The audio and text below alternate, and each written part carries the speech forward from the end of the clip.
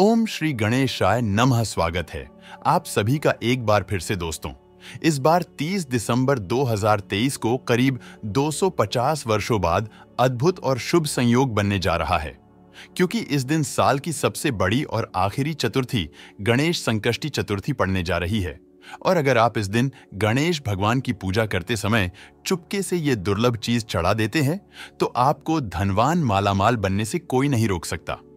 दोस्तों, जैसा कि आप सभी जानते हैं कि गणेश संकष्टी चतुर्थी का दिन गणेश भगवान को समर्पित होता है। इस दिन गणेश भगवान की पूजा वंदना करने से आपकी विवाह में कोई बाधा हो, या फिर आपकी संताप प्राप्ति में कोई बाधा हो, या आपको धन का अभाव है और कर्ज से घिरे हुए हैं, व्यापार में आपको सफलता नहीं मिल रही है, या फिर नौकरी में आपको सफलता नहीं मिल रही है, शिक्षा में आपको सफलता नहीं मिल रही है, किसी भी प्रकार की आपकी जो परेशानी है, उन सभी परेशानियों को भगवान गणेश जी दूर कर देते हैं।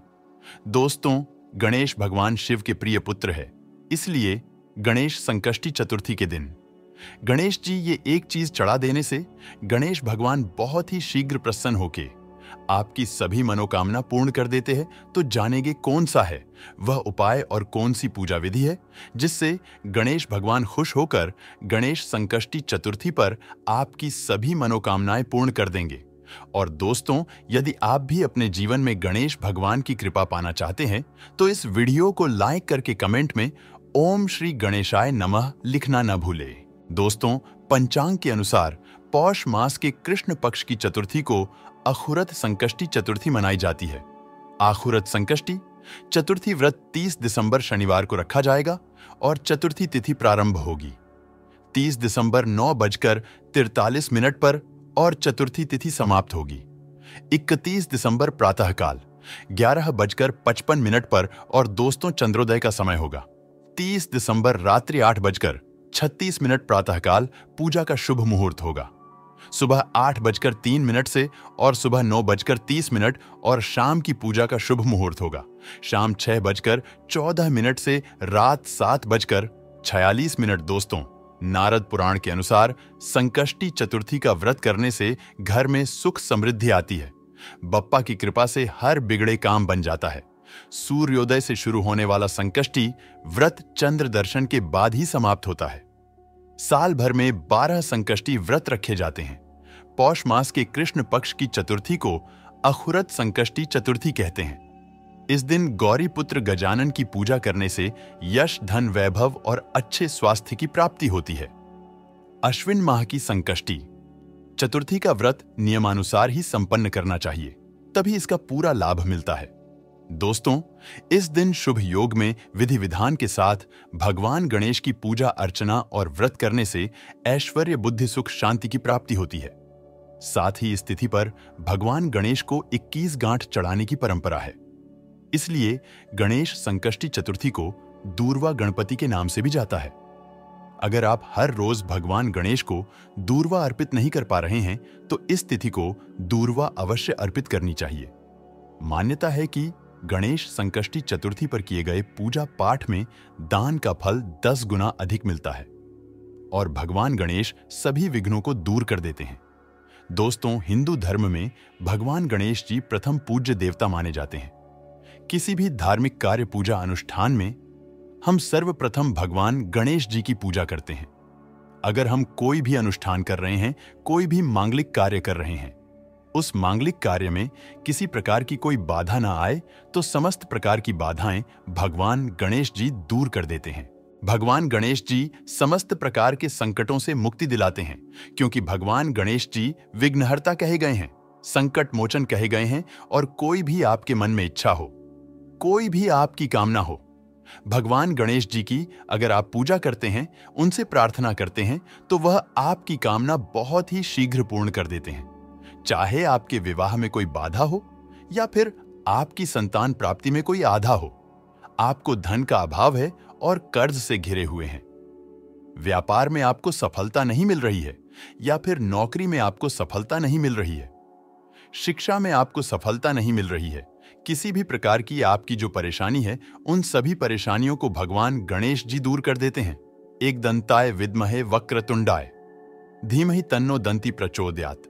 महाकर्ण विद्महे वक्रतुंडाय, धीमहि तन्नो दन्ती प्रचोदयात् गजानना विद्महे वक्रतुंडाय, धीमहि तन्नो दन्ती प्रचोदयात्। मित्रों, ये गणेश गायत्री मंत्र है।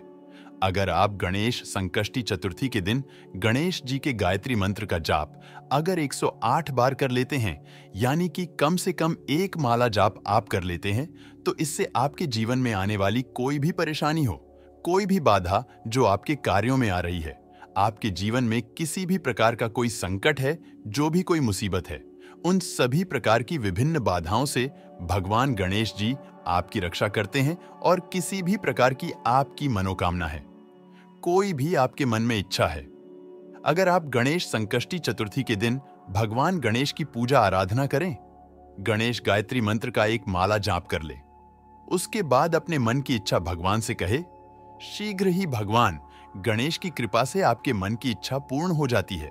जब हम प्रतिदिन पूजा करते हैं अपने घर में, तब भी आपको इस बात का ध्यान रखना चाहिए कि सबसे पहले हमें गणेश जी की पूजा करनी है।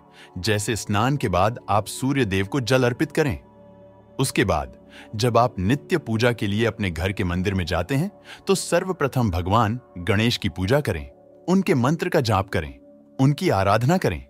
उसके बाद बाकी सभी देवताओं की पूजा करें। सर्वप्रथम भगवान गणेश जी पंचदेव में स्मरण किए जाते हैं। प्रातः काल उठकर अगर आप सर्वप्रथम अपने बिस्तर पर ही बैठे बैठे गणेश जी का स्मरण करते हैं, जैसे कि आप सोकर उठे और सर्वप्रथम अपने हाथों के दर्शन करें, उसके बाद भगवान गणेश जी का स्मरण करें, तो इससे आपके जीवन में किसी प्रकार की अगर कोई बाधा आ रही है, वो दूर हो जाती है। भगवान गणेश जी के स्मरण मात्र से ही समस्त प्रकार की विघ्न बाधाएं दूर हो जाती है। दोस्तों, आज की वीडियो में हम आपसे बात करने वाले हैं गणेश संकष्टी चतुर्थी के दिन की पूजा के बारे में, क्योंकि गणेश संकष्टी चतुर्थी का दिन भगवान गणेश जी का विशेष दिन होता है। वैसे हम प्रतिदिन भगवान गणेश जी की पूजा आराधना करते हैं, लेकिन गणेश संकष्टी चतुर्थी के दिन आप विशेष रूप से भगवान गणेश जी की पूजा आराधना करें, क्योंकि यह दिन भगवान गणेश जी को ही समर्पित है। अगर हम गणेश संकष्टी चतुर्थी के दिन भगवान गणेश जी की विधि विधान से पूजा करते हैं, तो समस्त प्रकार की जो हमारी मनोकामनाएं होती है, भगवान गणेश जी की कृपा से पूर्ण हो जाती है। तो मित्रों, आज हम बात करने वाले हैं कि किस तरह से गणेश संकष्टी चतुर्थी के दिन आप गणेश जी की आराधना करें, जिससे कि आपके मन की कोई भी इच्छा हो, वह तुरंत ही भगवान गणेश की कृपा से पूर्ण हो जाए। गणेश संकष्टी चतुर्थी के दिन अगर आप विशेष रूप से इस तरह से पूजा करते हैं जैसे हम बताने वाले हैं, तो इस पूजा से आपके मन की कोई भी इच्छा हो, भगवान गणेश जी उसे पूर्ण करते हैं, क्योंकि भगवान गणेश जी आपके जीवन में आपके कार्यों में सफलता के लिए आपको रास्ता दिखाते हैं और आपके मन की जो इच्छा है उसे पूर्ण कैसे करना है, इसके लिए भी भगवान गणेश जी आपको रास्ता दिखाते हैं और फिर शीघ्र ही आपके मन की इच्छा पूर्ण होती है।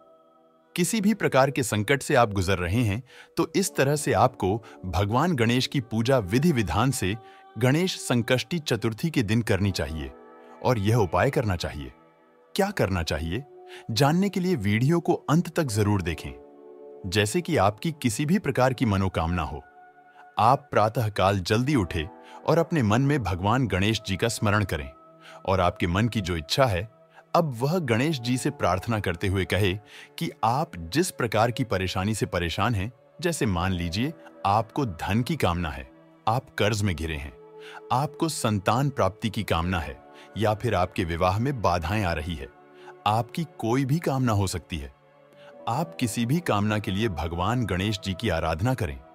जब आप सोकर उठते हैं, उस वक्त सर्वप्रथम भगवान गणेश जी का स्मरण करते हुए अपनी कामना भगवान से कहें और उनसे प्रार्थना करें कि भगवान, आज से मैं आपकी विशेष पूजा शुरू करने जा रहा हूं, तो मेरी जो भी परेशानी है उसे दूर करें।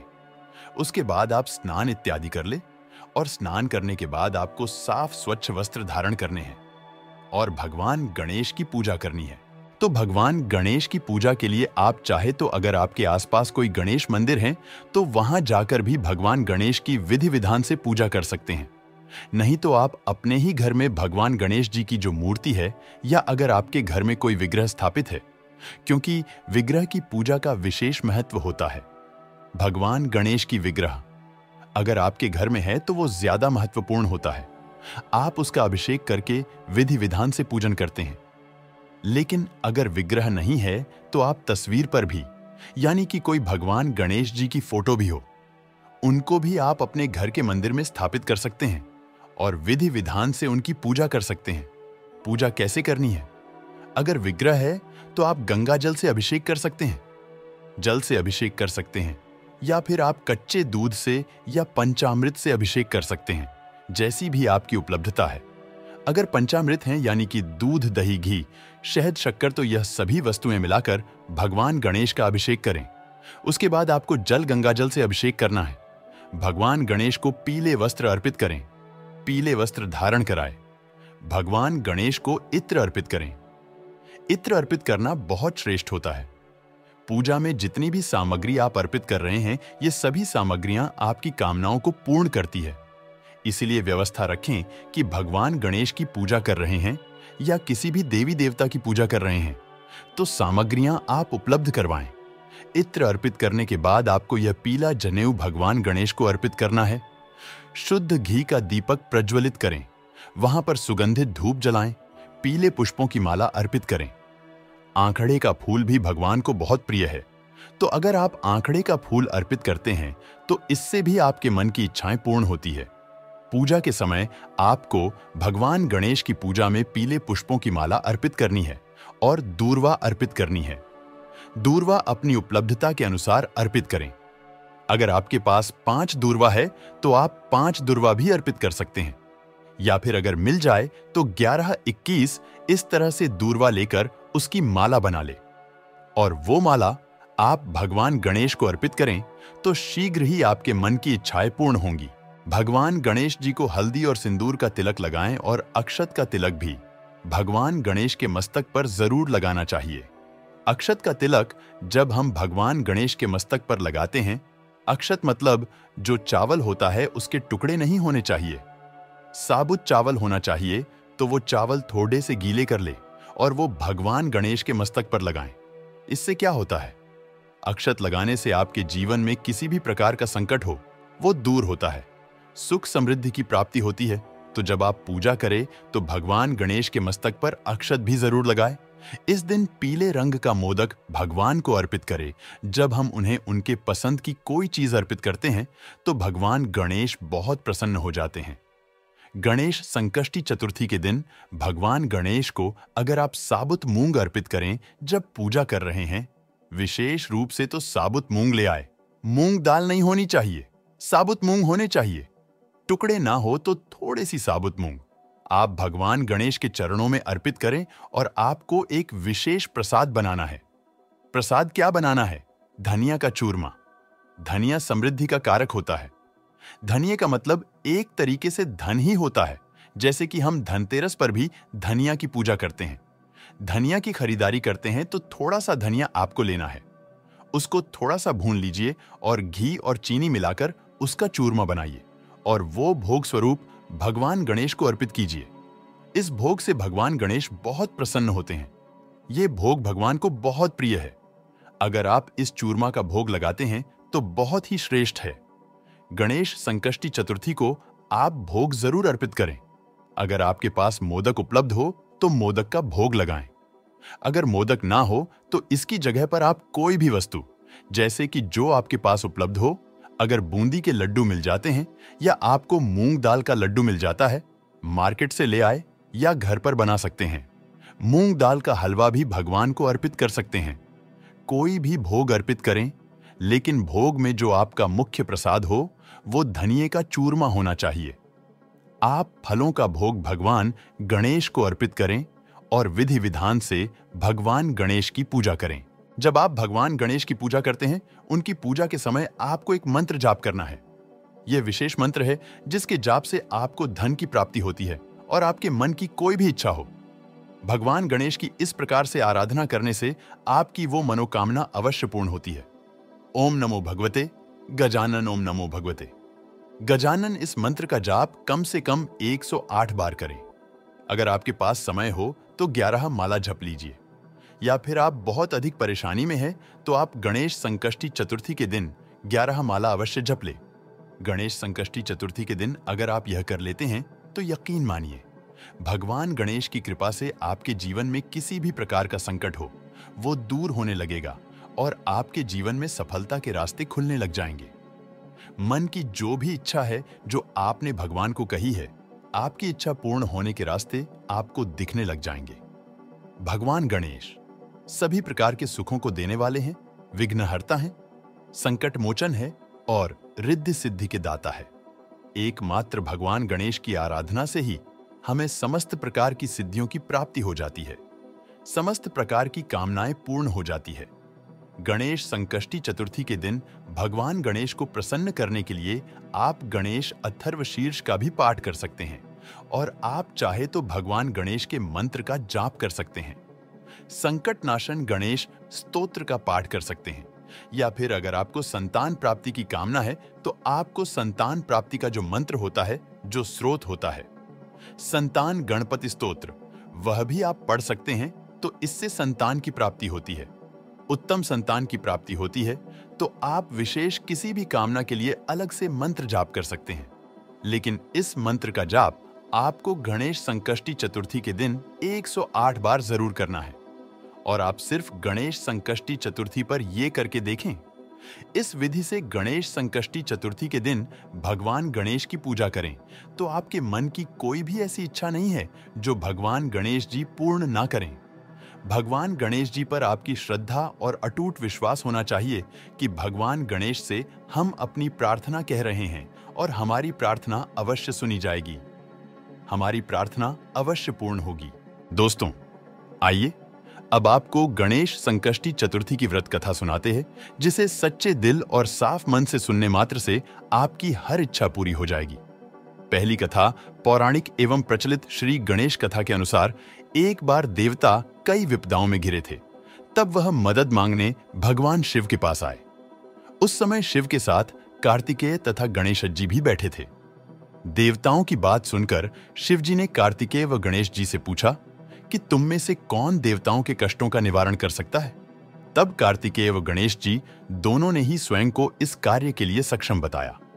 इस पर भगवान शिव ने दोनों की परीक्षा लेते हुए कहा कि तुम दोनों में से जो सबसे पहले पृथ्वी की परिक्रमा करके आएगा, वही देवताओं की मदद करने जाएगा।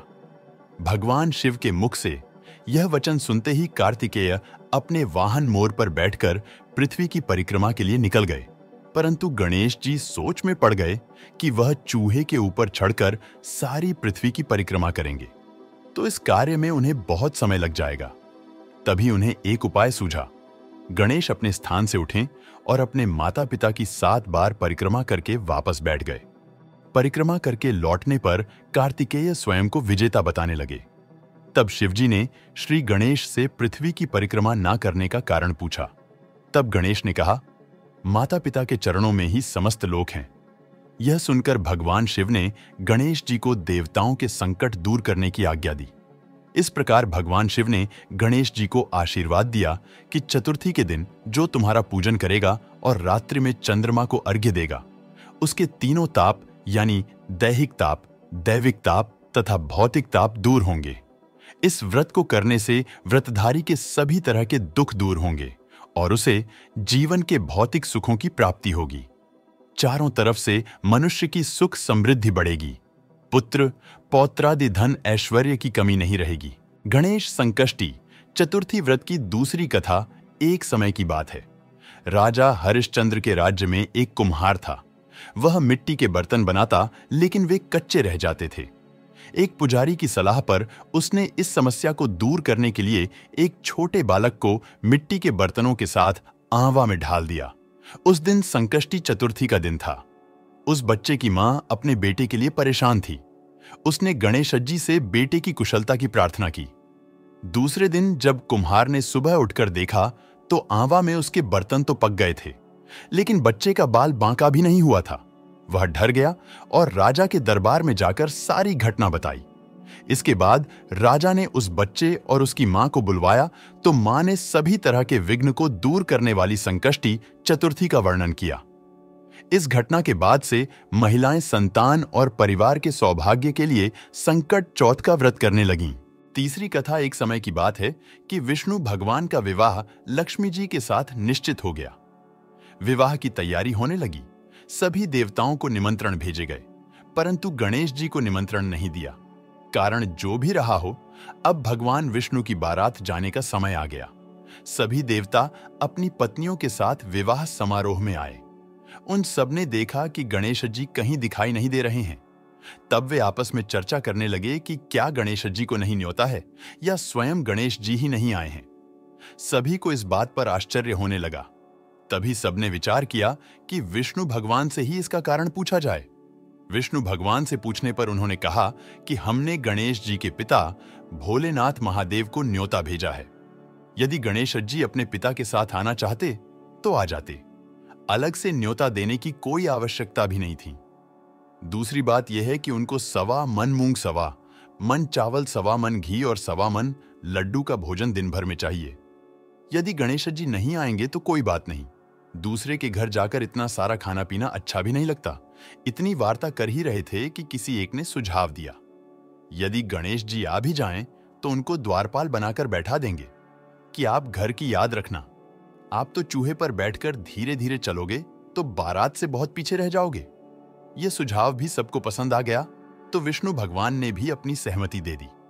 होना क्या था कि इतने में गणेश जी वहां आ पहुंचे और उन्हें समझा बुझाकर घर की रखवाली करने बैठा दिया। बारात चल दी।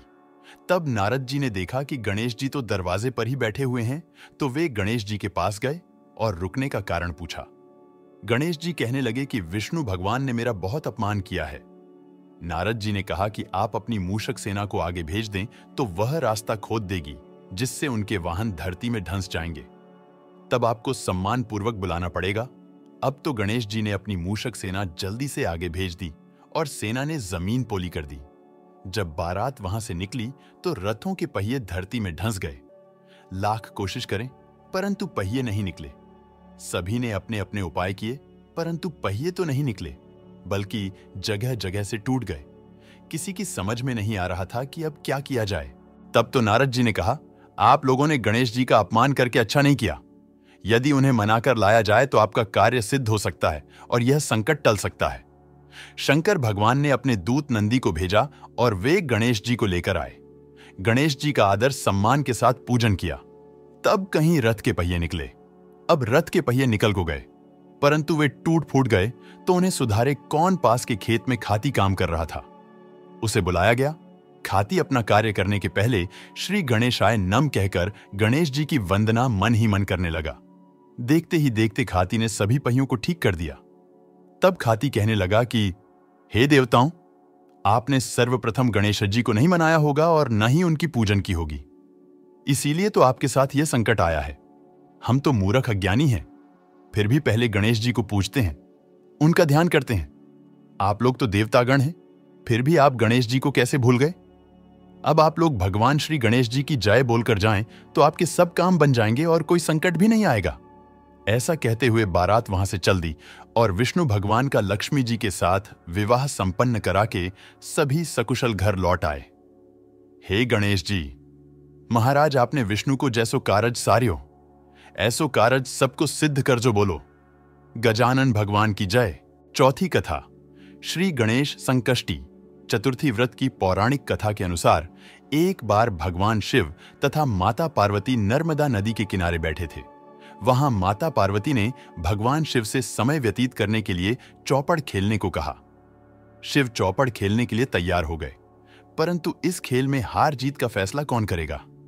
यह प्रश्न उनके समक्ष उठा तो भगवान शिव ने कुछ तिनके एकत्रित कर उसका एक पुतला बनाकर उसकी प्राण प्रतिष्ठा कर दी और पुतले से कहा, बेटा, हम चौपड़ खेलना चाहते हैं, परंतु हमारी हार जीत का फैसला करने वाला कोई नहीं है।